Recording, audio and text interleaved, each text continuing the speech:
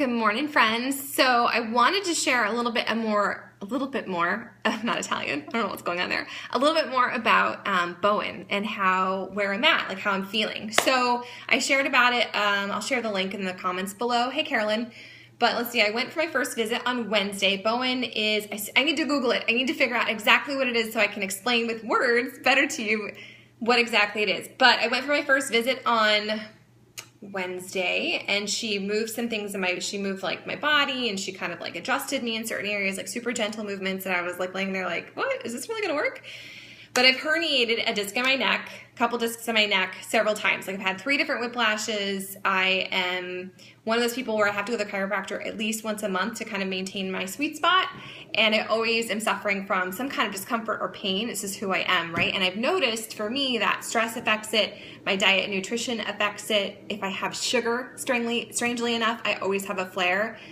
These are just things I've kind of learned to live with. And I've been dealing with all of this since I was probably 17, but I've been in a really good spot for a while. Like I'm maintaining things. I feel like working out is not only a good stress release, and it's helping me not internalize all of my feelings, but it's kept my core stronger. It's helped me make my core stronger, and so I've had less of an issue. But I still have these constant things, right? So I went for my first visit on Wednesday, and I wanted to give you an update of where I'm at because I think this is interesting. I'm journaling about it just so I can keep track, because how quickly you forget when you're not in pain, you stop noticing things. It's really easy for it to blend in. So I wanted to kind of share with all of you if you're watching and keeping track, and I also wanted to know for what's happening with me, just to keep track. Anyway, so this shoulder was I always have a knot, and it's usually higher. And that was something she noticed right away. And so as soon as I was done for the first treatment, the hour treatment, this shoulder had dropped and my range of motion in both arms had increased, but I still had tingling in these fingers. So I've been doing these exercises that she gave me every day, and I've noticed that I have less tingling in this hand, and this shoulder I have less pain. Oddly, I'm feeling more discomfort in my mid-upper back on my right side, but this is super cool. So you're about to learn way more about me than you ever needed to know. But before, I've always been really flexible, like almost where my flexibility is, it's not good. Like I had an older chiropractor who was like, you're so bendy, like you're like Gumby. This isn't good, right? I'm really bendy.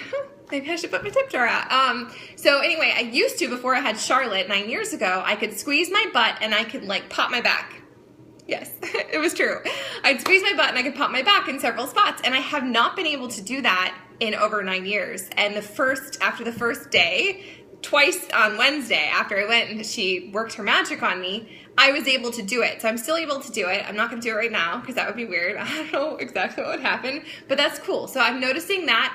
I've noticed that I have less pain in general, but because she's manipulating my, is it fascia? Is that how you say fascia? Fascia, yeah.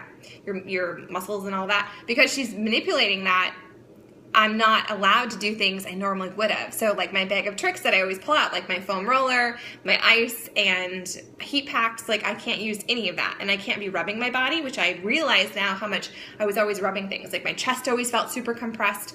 The first night I did not sleep good at all, but I've slept better since then. I'm having really weird dreams. I think that's unrelated. Really weird dreams. Yeah, but I'm sleeping better. And for me, it's mostly breaking up with all those old habits where I feel like I have to do my foam roller, and I feel like I have to use heat or ice if something is bothering me. I feel like I need to like break out my oils. So I have been using essential oils and stuff. But yeah, it's so psychological really for me. And it's like that if I have a spasm or something, because #life, right? And stress, that immediate panic, like, oh my gosh, something is going to go out. I'm going to have like this massive amount of pain. Oh my gosh, what am I going to do? Right. And so I'm having to work through all of that because I'm fine. Like I have had a few twinges and I have had a few things that are like, oh, that doesn't feel good, but it works itself out, which before it wouldn't have been the case, partially probably because whenever you have a big injury and you've suffered chronic pain, it's really hard to get out of your own head. Like once you have an experience like that, it creates so much fear in your life that you're going to have a similar thing. So I'm feeling good. I go again on Wednesday. I'm super excited to see what else we're going to do. like, oh, I'll be your guinea pig any day. And I'll share all of that with you. I'll drop her business card in the comments below, just because if you've had any kind of chronic pain or previous injury, your body does have muscle memory around that, even if it doesn't currently hurt you. And I would encourage you just to like connect with her or connect with someone in your town or city that practices Bowen, because your body is an amazing, amazing thing. It can heal itself when it's given the right tools and the right circumstances, and your body is amazing. So tell yourself your truths that your body is amazing, and move your body today. Drink some water, eat real food, just have some fun. Really, I feel like if we all had more fun, our bodies would be in such better shape. So that's what I'm planning to do today. And that's what I told all the ladies in my challenge group, that it's not about, if you're struggling to get started and if you've been off track and stuff, start smaller. You don't need to have huge goals. You don't have to revamp your entire life, because the start is what stops most people. And they get so intimidated and so like, oh my gosh, I can't do that. So start small. Drink your water. If you don't know how much water to drink, this is my rule of thumb. You take your body weight. So step on a scale. I know, borrow your neighbors or go to Walmart like I do if I need to weigh myself.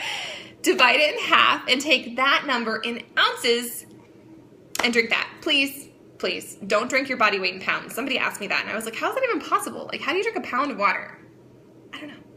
So drink your body weight in ounces, move your body for 10 minutes, commit to just moving it. Do some jumping jacks, play tag with your kid. I don't know, do a wall sit. Like, it doesn't have to be complicated, right?